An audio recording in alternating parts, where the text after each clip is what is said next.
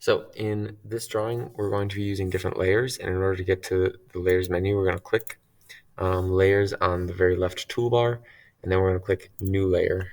One that we will always be using from here on out is the object layer, and the object layer is red in color, and then the default line type, which is continuous, is fine to keep for this layer. Now if I draw a line, you'll notice that it's still white because I'm still in the def points layer.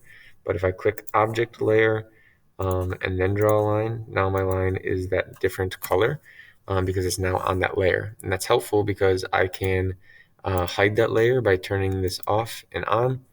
So when we have overlapping things later, that will be very helpful.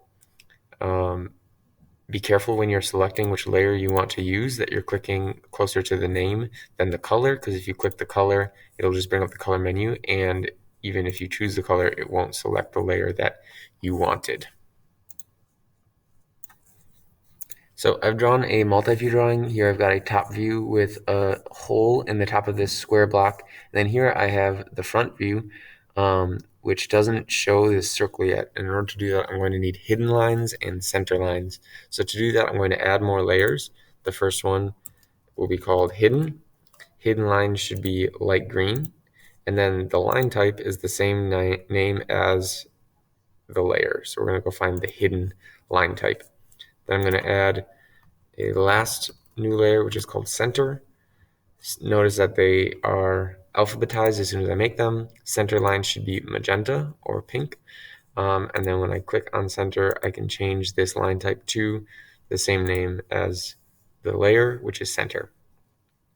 Oh, and I made a mistake. I changed my object line type to hidden when really I wanted to change my hidden line type to hidden. So now that I have my hidden layer selected, what I can do is click and make a line from the side of the circle and then project it down to my front view. Notice I can get rid of these two lines. They were just helping me project it. And then I'll repeat the same process to get the other side of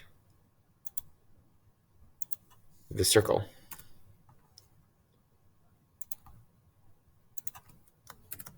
So now I've got two hidden lines that show the side of each of these circles for this hole that goes through the front view, but I still need one more line, which is the center line, because I don't know if this is a square cutout hole or if this is a circular cutout hole.